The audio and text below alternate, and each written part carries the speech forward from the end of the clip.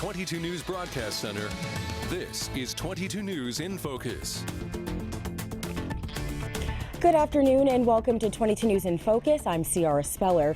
For anyone who identifies as lesbian, gay, bisexual, transgendered, or questioning their gender identity, coming out can be difficult.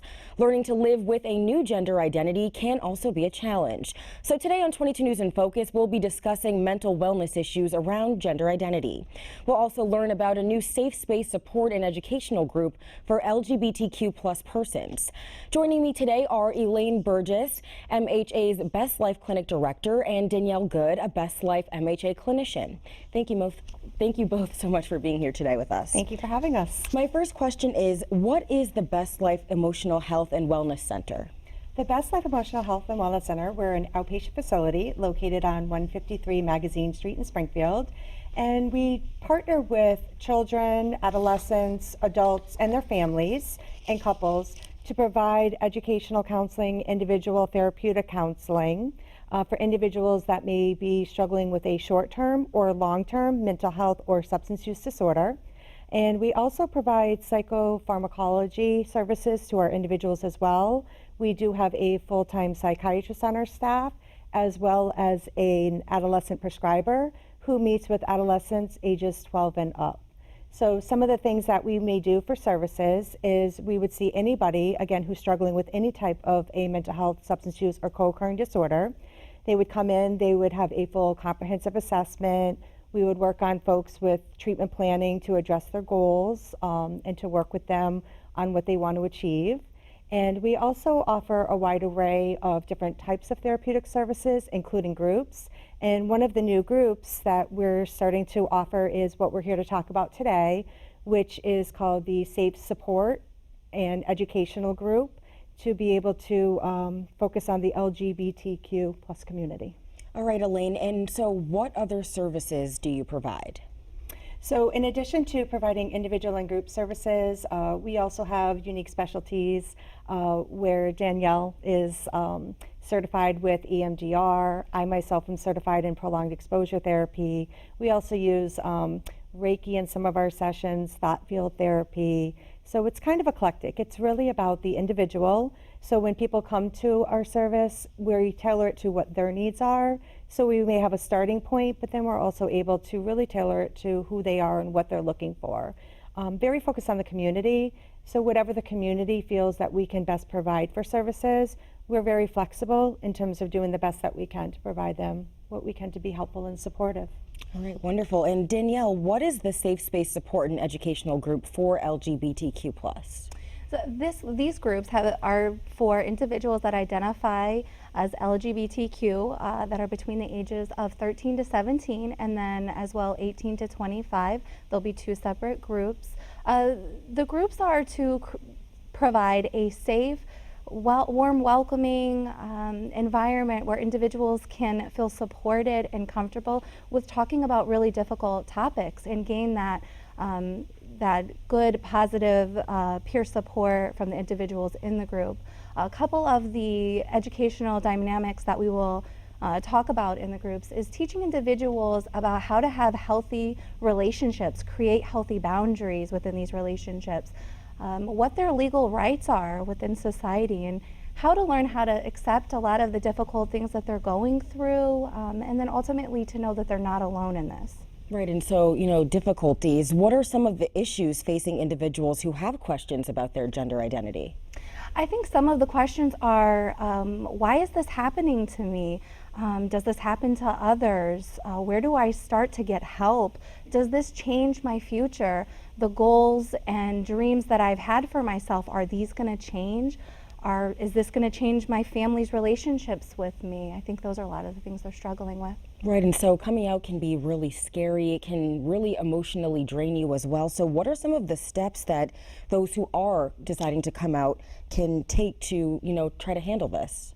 I think the most important part is to reach out to your community or somebody that is a safe support, whether that be a family member or even providers nowadays are really skilled on being a healthy resource for individuals. If you're a youth, your pediatrician is somebody to talk to. If you're an adult, your PCP, your primary care can help. with leading you to resources. Yeah. And I think, like just to say what Danielle's saying too, anybody can be a support person. So if somebody's thinking about coming out, it's always important to note that there's no right time to do it or right person to do it with. It's really for anybody that individual can identify as being somebody that they feel safe around, that they feel secure around. And as she said, that could be anybody. And starting with professionals, especially a place such as the Safe Support Group that we're offering at MHA, that may be a place that we may experience that somebody might be coming out for the very first time in that environment with professionals, and also with the ability to have their peers available as well. I think it's really important for their first experience coming out to be a positive one, and my hopes are that these groups that will provide just that to these individuals. Yeah, and so we found some statistics I want to just touch on quickly. Almost 30% of people in the LGBTQ community suffer from some type of substance abuse, compared to the general population where it's about 9%. So can we just quickly talk about self-medicating? Yeah. So for a lot of times, we know a lot of the reasons why people use substances is usually for one of a multitude of things. It could be because there's something that I'm feeling that I don't want to feel, and I don't know how to deal with that. So I'm learning that by using alcohol or other drugs, it's pushing those feelings or those emotions down so I don't have to focus on them. It could also be that people around me are doing it, and for peer pressure, or because since I'm already feeling maybe a little bit different, or that I'm not part of something right now, this will help for me to have a common bond. It will help me to feel like I'm a part of something. It's a group that I can belong to.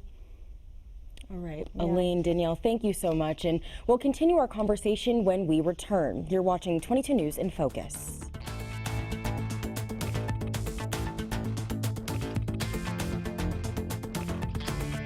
Today, we're talking about mental wellness issues surrounding youth gender identity with Elaine Burgess, MHA's Best Life Clinic Director, and Danielle Good, a Best Life MHA clinician. So, Elaine, what is the Trevor Project survey? So the Trevor Project, they're like the leading national organization that has really put forth a lot of support services, really based on crisis intervention and suicide prevention for youth ages 13 to 24. The Trevor Project is really the go-to place, as I would like to call it, for individuals who are within the LGBTQ community and or anybody who could be a potential ally for them, whether that be counselors, whether that be teacher, clergy members, family member. What they do is they offer the 24-hour hotline that any individual who's experiencing a crisis or a suicidal thought within the LGBTQ community or their friend can call 24 hours a day, 7 days a week. And they also offer other services such as a Trevor chat. They offer an online support group. They offer blog. There's a whole slew, and texting even, a whole slew of different things that they offer to folks who may have questions. They also have a lot of resources and educational components for people who maybe don't know the specifics about what is a gender identity or what is sexual orientation, what does all of this mean. So they'll give a lot of information in terms of how to help us to be able to be more supportive and understanding maybe some of the language or the words that individuals might be using. Yeah, so really vital resources. And how does this tool help clinicians when working with someone with gender identity issues? So what's been really helpful for me personally is I've been able to go onto this website, especially if I'm looking at some places that I might be able to send one of the individuals that I'm working with to. They're really the go-to to help me to guide them to what may be available for support resources within the local community. Because some folks that we say may not necessarily be in the Springfield area, they may be in Northampton, they may be in Greenfield.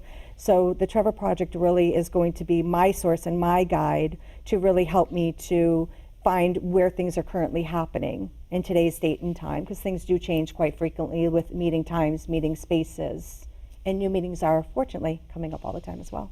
Right, and so we found some more numbers. The Trevor Project survey revealed that 39% of the LGBTQ youth seriously considered attempting suicide in the past 12 months.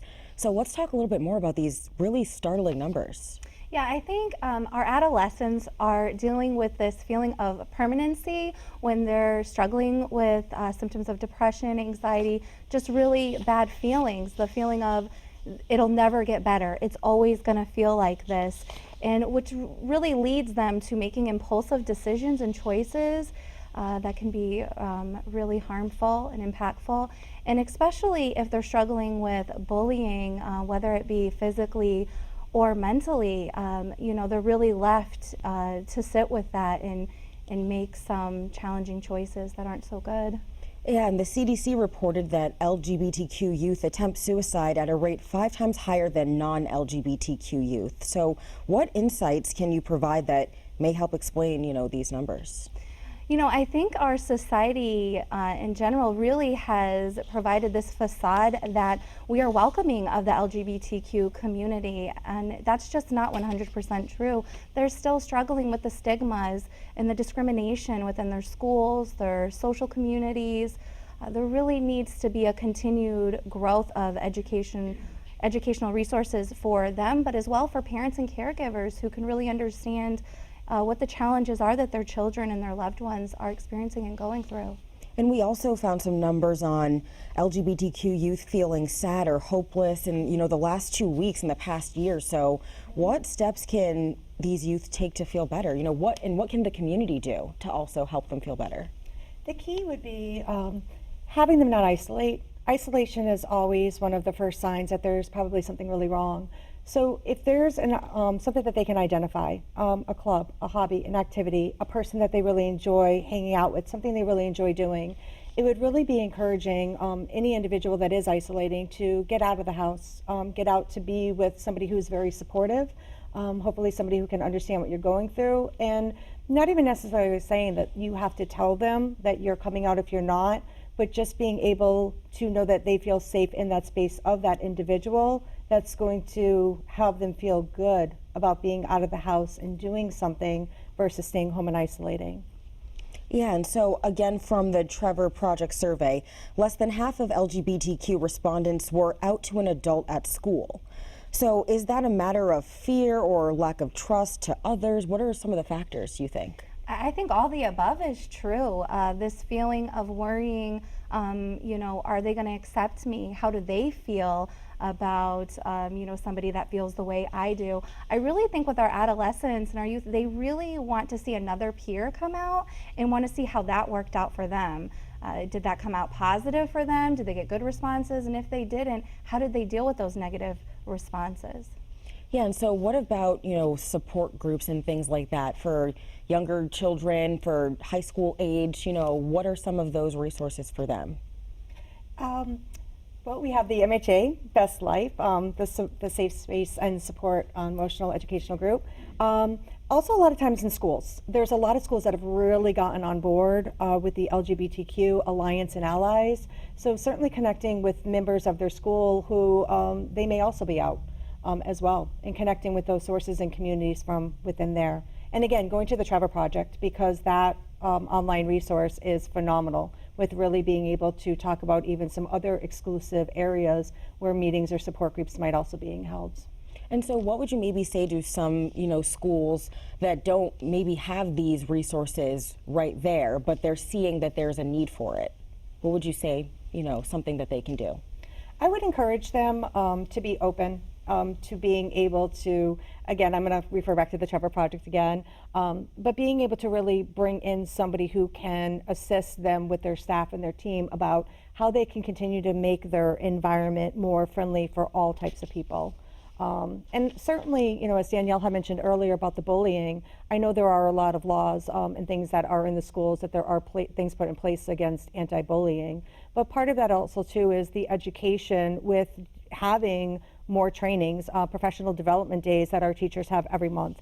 Would be really great for them to have things on cultural diversity and maybe having a focus on LGBTQ to have a better understanding and be able to really look at the signs and signals that their own students might be exhibiting, that they may be able to pick up on, if something, just doesn't feel right with the student, or they seem depressed, or they seem withdrawn, and watching out for bullying, or maybe watching out for cues or signs and ways to know how to be able to engage an individual. All right, thank you so much. Very, very important information. And when we return, we'll find out what's being done to help LGBTQ youth improve their mental wellness. You're watching 22 News in Focus. And today we're talking about mental health issues in the youth LGBTQ community. Sometimes a person is afraid to come out because of negative talk surrounding homosexuality at home, church, or school. It could even be at their job. So what is the best place to start? You know, education, of course, is key. Is that where you think the best place is to start? I think education is a really great point to focus on. The more education that we can provide and get out to people, the better. Because the truth is, a lot of times people have, you know, thoughts or opinions or judgments because it's something that they don't know. And sometimes we fear what we don't understand, or we fear what may be different for us, or we may fear just what we don't know. Or sometimes people might even be afraid of saying the wrong thing, or being overconscientious that they don't want to say the wrong thing. But even more important than the education, it's really about the individual, working with them with just being with the self-affirmation. So the individual is able to be very proud of who they are, be at a place where they're comfortable about who they are, and that they're not alone, that, you know, even though sometimes they may feel as if they're alone, they're not. There's people out there that completely get it because they're either going through the exact same thing, or they've been there, or they're not even at to where this individual is. So self-affirmation really is one of the more bigger keys. Because as much as we can educate everybody, unfortunately, there may be those times and occasions that we're still not going to be able to change somebody's thoughts or opinions or their personal views. So self-affirmation for the individual is very paramount. Right, and so where should someone go if they are afraid to come out to family, friends, maybe coworkers? Any place that they feel safe. Again, it's identifying any place that they've gone to feel safe. Some kids have actually felt safe just coming out in their online chat rooms. They felt safe coming out on their online video gaming, looking at their social supports. Some kids have driven to different towns and they've gone into a self-affirming church, and they've utilized that as being maybe the very first place that they've come out to. Certainly, Best Life, with our support group there, that may be the place somebody comes out to. But there is no right way, there is no wrong way, there is no right place. It's, again, really about safety for the individual and wherever they feel is the best time and best place for them. And so, Danielle, if they receive a negative response, how can they respond? So I think that what's important is learning ahead of time in preparation how to confront that so they're not caught in the situation. And I think that the groups that I will be running, that is one of the main focuses, is teaching somebody how do I respond to if I hear something that is really hurtful. Because again, going off of what Elaine said, you're not always going to be able to change somebody else's opinions. And that's okay. And that's something that I'm hoping to work with individuals on learning. And so homelessness is also a big problem among the LGBTQ community.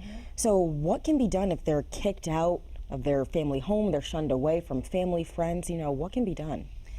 My hopes are really, the preparation again is going to be really key in this area to make sure that ahead of time before coming out, find a support system as almost like a plan B, that who can I stay with? Maybe it's another family member, maybe it's a friend, in case coming out to this individual doesn't work out and it might put me in a place where I am homeless. So, and this is another thing that the safe support groups will also provide, is we even have a script that individuals will be working on in groups on how to come out, how to identify when it's safe to come out. That's another important aspect of this. It's not always sometimes timing can be everything, maybe not yet, and working with individuals on that. Yeah, and I like to say, just piggyback on what she said, it may not be the right time, and there may be times that we may even encourage people before they do come out to really think through what those potential consequences could be. And if it could be something such as being shunned by a family or being shunned to be homeless,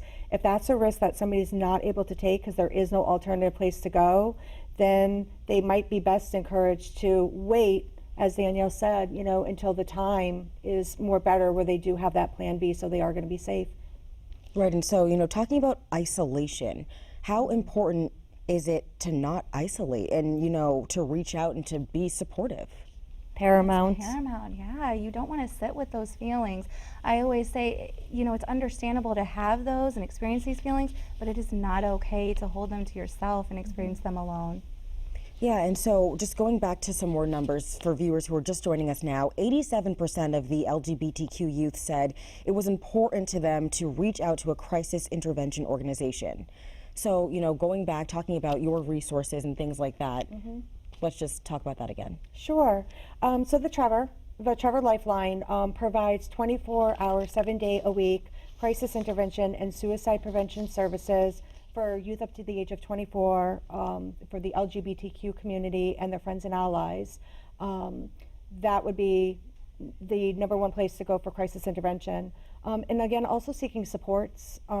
If somebody is suicidal in the absolute moment in time, then certainly, you know, going to the local emergency room, that may be that individual's best interest at that time. And places like MHA that offer the safe space support and emotional group would hopefully be another avenue that somebody might be able to consider. So you were saying, you know, calling 911, something like that. So that is a resource that maybe people don't necessarily know. They can't remember the hotline prevention number or anything like that. So you would say, call 911 and somebody will be there. And maybe the same thing for calling a friend, you know, to reach out and have that as a resource as well. Absolutely. Okay, thank you so much. And You're welcome. we'll have a final word after the break. You're watching 22 News in Focus.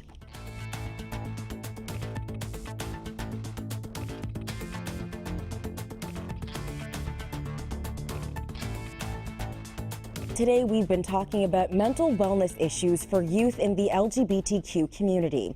That is our program for today, but we want to thank our guests for joining us. Danielle, Elaine, thank you so much for being here. And thank you to our viewers at home for watching. If you missed any of it, you can watch it in full on our website at WWLP.com. From all of us here at 22 News, we wish you a wonderful day.